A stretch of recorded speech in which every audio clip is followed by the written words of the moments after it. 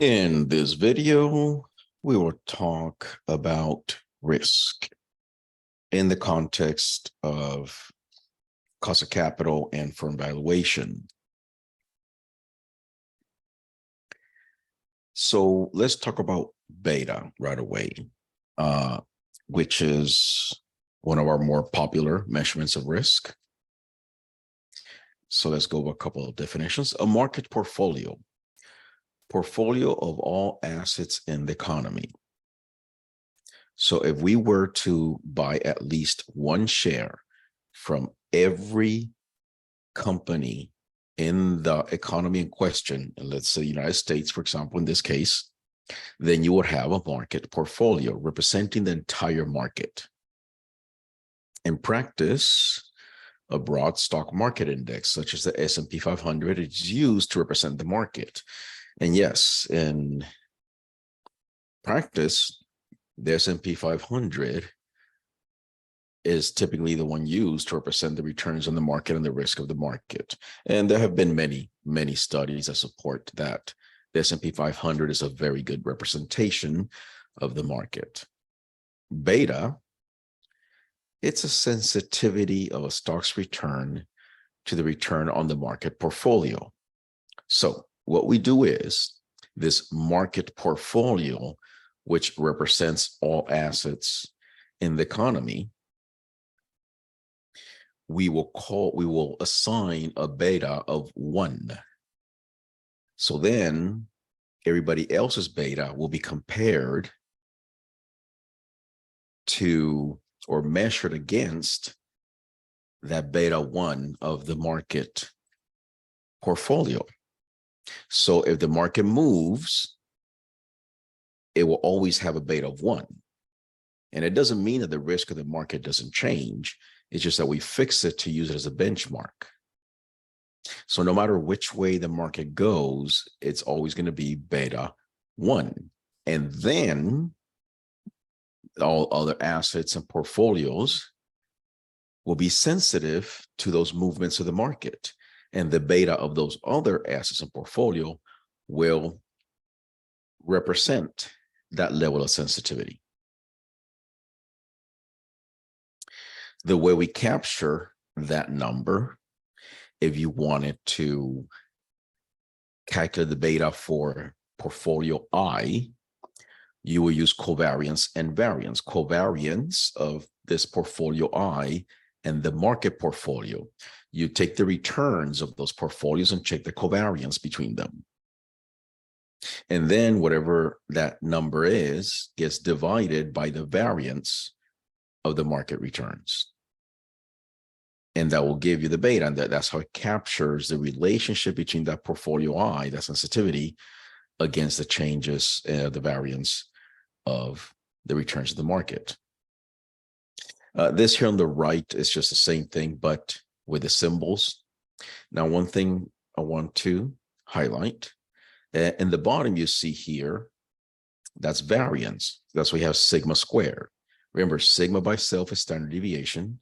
Sigma squared is variance. Now, the reason I want to highlight this up here, because that is sigma without the square. And for a moment there, it might look like it's talking about standard deviation, but it is not. The fact that you have both assets here itemized, portfolio I and the market portfolio, when you have two of them, sigma now represents covariance.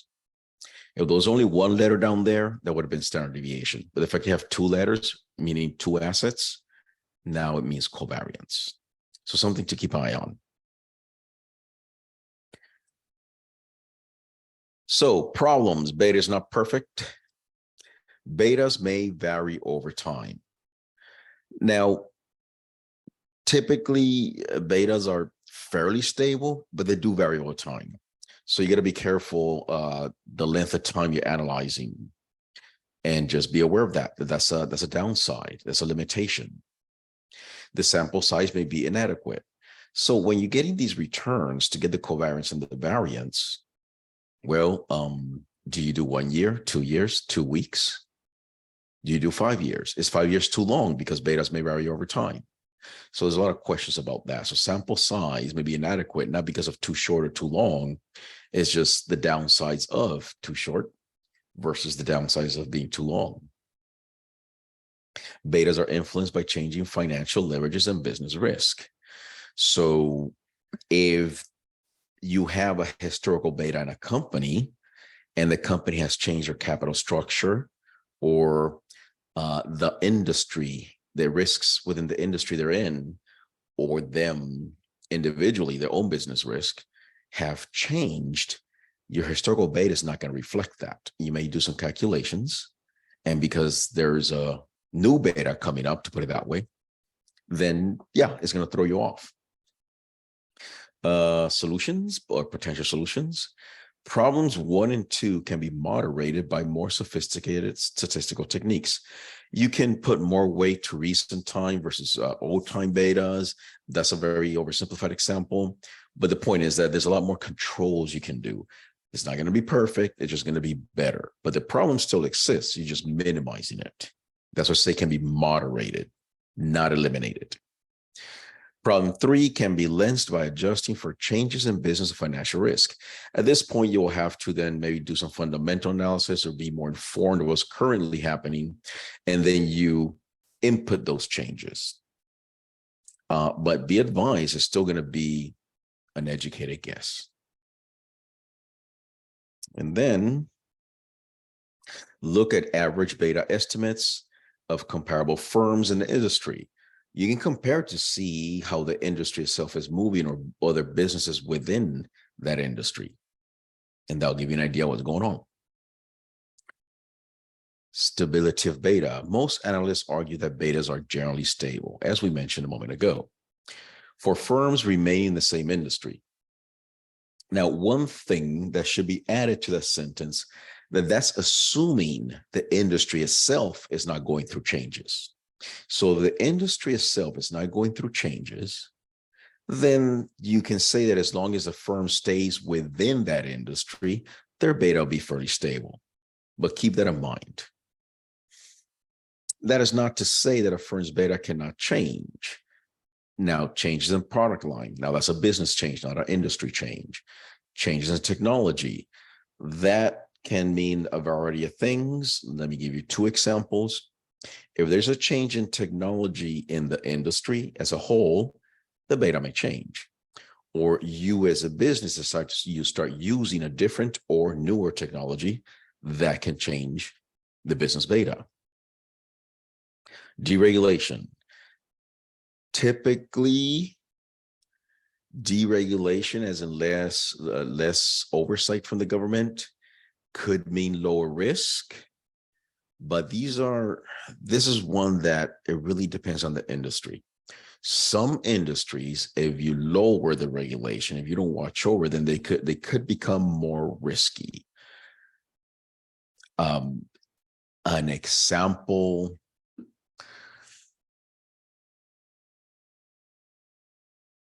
it could be a food, if the FDA will start deregulating, or pharmaceuticals.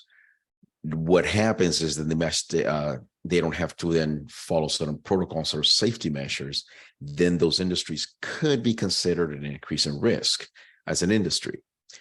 But then within the industry, the companies are going to start being viewed at with different lenses. A company with a good reputation and a good historical track record, and maybe a lot of transparency, a lot of other things could then lower the risk if there's no regulation. While other companies may be new, not a lot of transparency, not a lot of information, or a bad track record, that company without regulation may increase in risk. Changes in financial leverage. So the simplest or most fundamental way I can say this is the more a company borrows, they have a higher potential of making more money, but at the same time, that higher potential of making more money translates to also higher risk at losing more money if things go wrong. So typically increase in financial leverage are interpreted as increases in risk.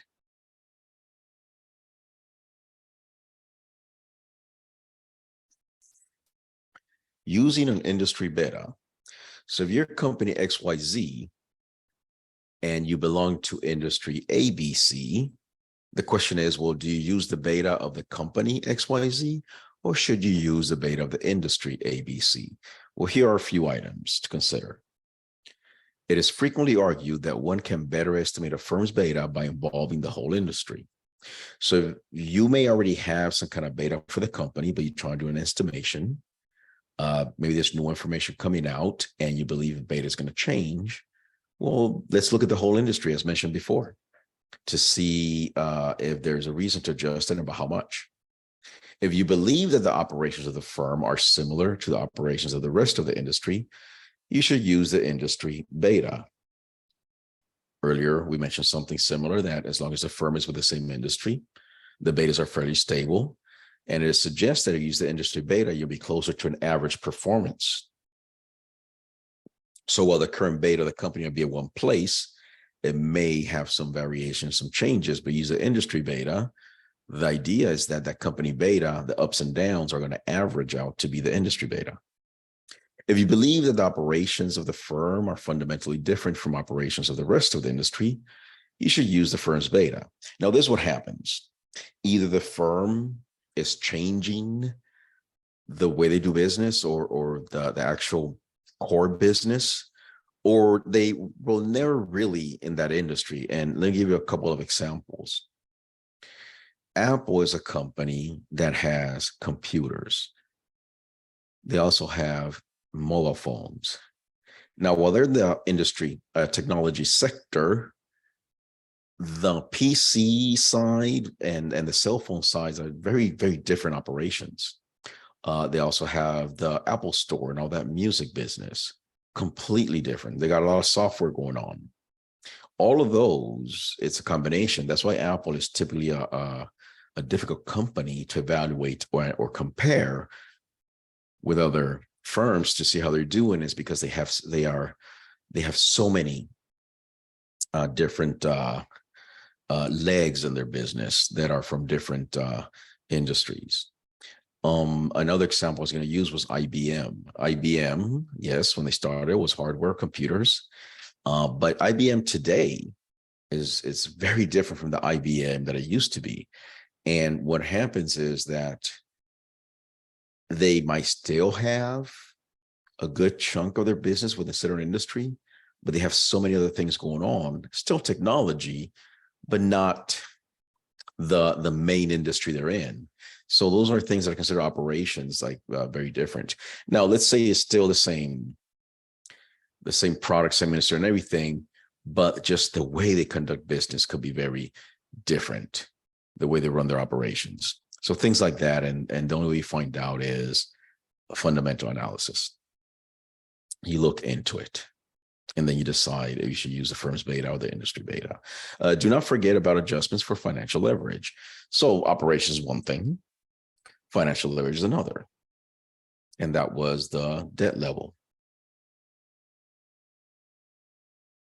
Determinants of beta. So things that impact beta at different weights, degrees, levels, but they all play a role. There's the business risk, cyclicality of revenues. Some businesses have steady revenues throughout the year. Some have a lot of ups and downs. There might be a lot of sales in the first and last quarter because that's around the holidays, and there might be flat spring and fall, spring and summer, I'm sorry, and so on. So that depends. That impacts the business beta. So the more cyclical they are, or I should say, yeah, the more volatile the revenues, the higher the beta. Operating leverage. We'll discuss that more in detail later, but operating leverage, if I was to go into the risk level, typically a high operating leverage means high fixed costs. So if you have high fixed cost, that is typically associated with higher risk. And so the higher the operating leverage, expect beta to go up. Financial risk, higher debt, higher risk, higher beta. That's the rule of thumb. Here, we're going to talk about the cyclicality of revenues. Highly cyclical stocks have higher betas. Empirical evidence suggests that retailers and automotive firms fluctuate with the business cycle. You probably heard, let's talk about the cars, that some months of the year sales are really slow, and other months of the year a lot of cars get pushed out. So that's it. Especially cars, when the new model comes in, there's going to be a change in sales. Transportation firms and utilities are less dependent on the business cycle. So this is the other side. Utilities is always a good example that we use.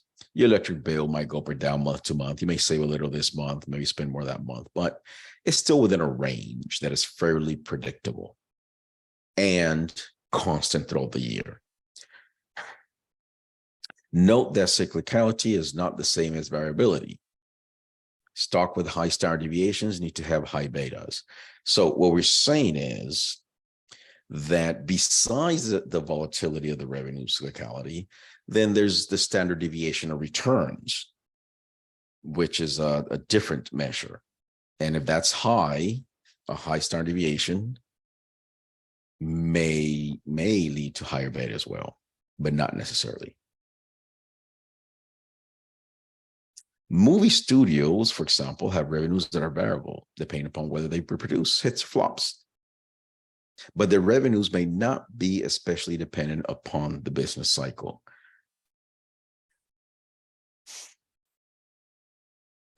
People go to the theater fairly regular. There might be some ups and downs in certain seasons, but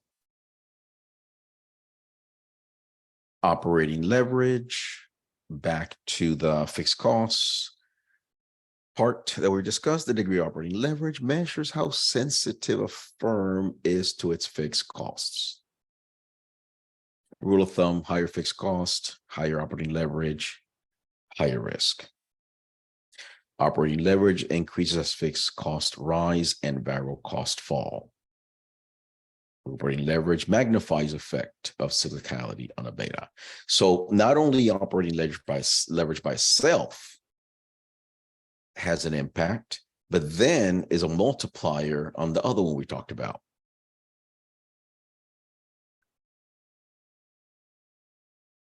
Financial leverage and beta. Again, if you borrow money, you have potential of making greater profits and returns. However, there is the risk of greater losses if things don't go well. So financial leverage is a sensitivity to a firm's fixed cost of financing. Now, this is not fixed cost or fixed assets type thing. This is fixed cost of financing. It is the common thing. Remember, when you borrow money, there's an interest payment that has to happen, fixed. The interest may go up and down, but the payment has to happen, as opposed to the stockholders. If you can pay them dividends, that's great. If not, you don't, but it's not obligated. The relationship between the betas of the firm's debt, equity, and assets is given by. So very similar. If you just ignore that, all the things around that formula, notice what we're saying is debt plus equity equals assets. This is just formulated so then you can do a weighted beta. And that's what you're doing, a weighted average in this formula. So you take the weight of debt, multiply by the beta of debt, and you add the weight of equity multiplied by the beta of equity, and they'll give you the beta of the asset. Financial leverage always increases the equity beta relative to the asset beta, as we mentioned. Let's focus on this line at the bottom. A firm that uses one discount rate for all projects may over time increase the risk of the firm while decreasing its value.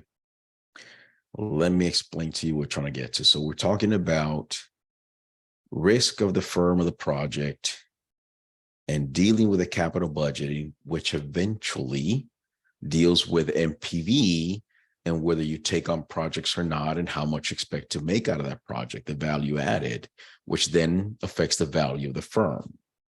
So the point is, if you use the wrong beta, then it's going to give you a discount rate that is not very accurate.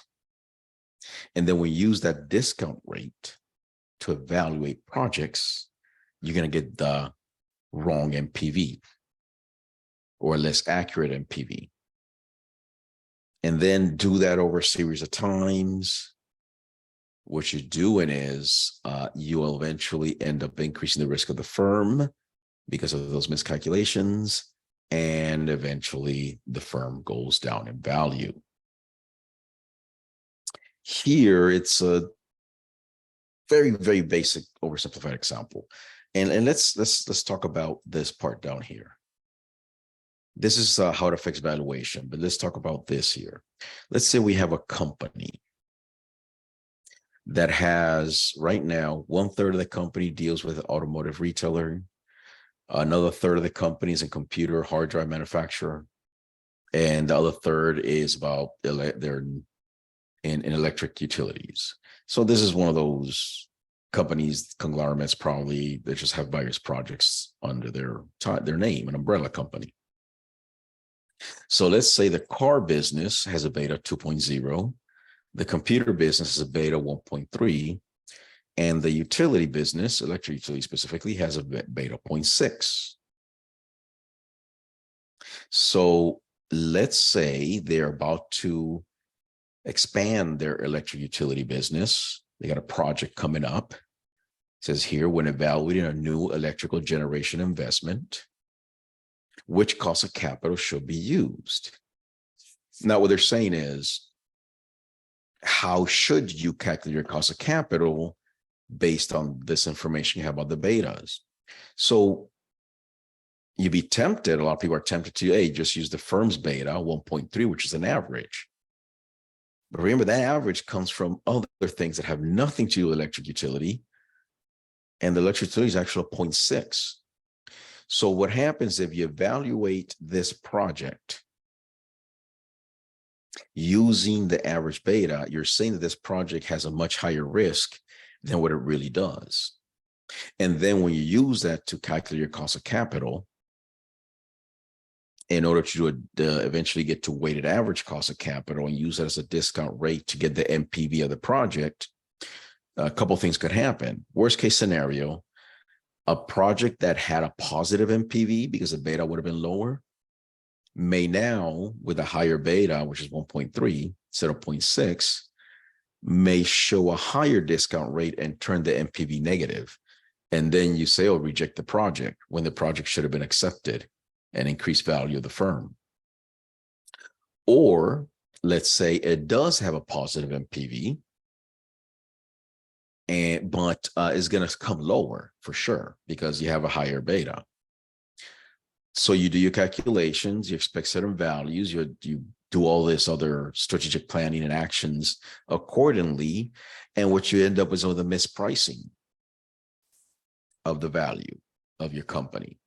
And those mispricing will cost you in the stock market. So the idea is that if the project is this, don't use the company firm, use the beta associated with the project. The best you can, the closest you can.